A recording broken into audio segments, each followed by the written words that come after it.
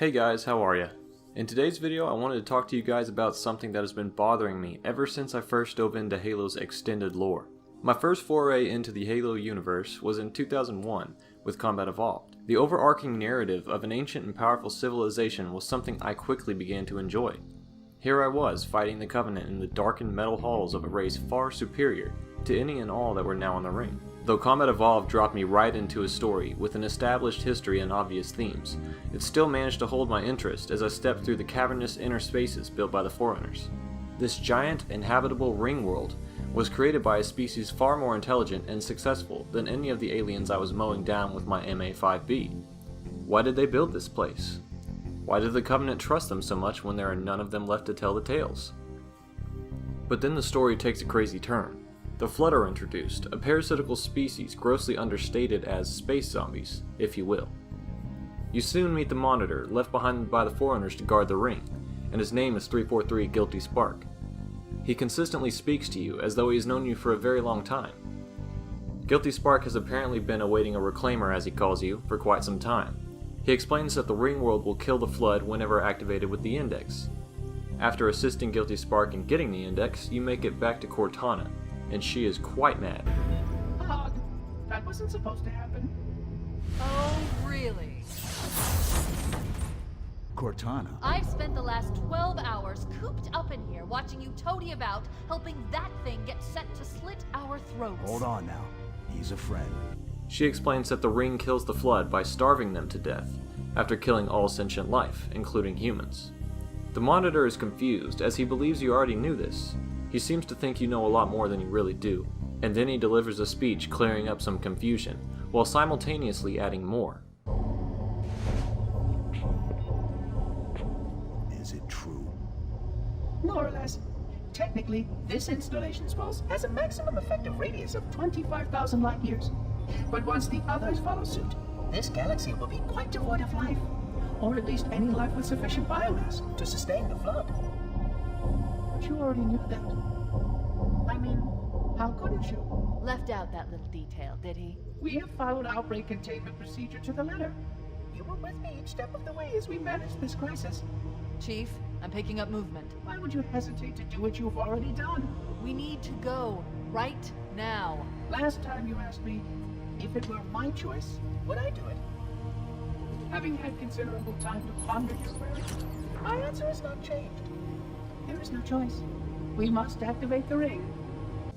Notice he says, why would you hesitate to do what you have already done? And also, last time you asked me, if it were my choice, would I do it? Having had considerable time to ponder your query, my answer has not changed. There is no choice. We must activate the ring. I have two reasons I think are plausible for this. One, the secret of the Bungie Halo games was that the humans were the Forerunners, as was shown in Halo 3, but we'll get to that. The other reason, including retcons, is that Guilty Spark has gone rampant, as in having his intelligence corrupted, and believes the Master Chief to be either the true physical form of his ancient friend the Isodidact, or perhaps a reincarnation of his. In either case, the lines from Guilty Spark brought many questions to my 5-year-old mind. So much was happening in this place, and the Monitor was only compounding the previous mystery by adding more questions. Combat Evolved had a great air of mystery, from the music, the giant empty structures, the low hum of Forerunner hardlight, and their complete organic absence. I was free to imagine them in my own light. Halo 2 allowed us to play as the Arbiter, and see how indebted to the Forerunners the Covenant truly were, erecting massive towers using their ancient technology. They even derived their weapons from Forerunner artifacts, and used a key ship to power High Charity. From the very beginning, the Forerunners were worshipped and used to propel the entire Covenant hegemony along the path that would unwittingly lead them to death. But still, the Forerunners held on to the mystery held in Combat Evolved. The first step in this changing was Halo 3. The same awesome architecture and musical themes from the first two games were present. Each facility in the Ark was a beautiful addition to the Forerunner architectural bounty, and I looked forward to crossing each new light bridge in order to see what was next. Then there were the cryptic terminals, later learned to be from Mendicant Bias, strewn about the Ark. All that was fine and dandy, and in good keeping with the Forerunner mystery. But then the end of the game came, and we wanted to activate the ring. Guilty Spark is back, and answered one more question for us. You are the child of my makers, inheritor of all they left behind. You are Forerunner. But this ring is mine. So that was it then. What we believed would be the final Halo game ended the mystery by telling us we were the Forerunners the whole time. Or rather, the descendants of them. The mystery started to falter as I now looked across all Forerunner structures in the games and realized they were made by ancient human hands. Riveting. Then something happened. Bungie announced their final Halo game, Halo Reach, in 2010. After release and much upkeep, Bungie handed the franchise over to 343 Industries in 2011, who immediately began taking control. This is where Forerunner information took a major shift. Halo was a great fictional universe, ripe for the reaping.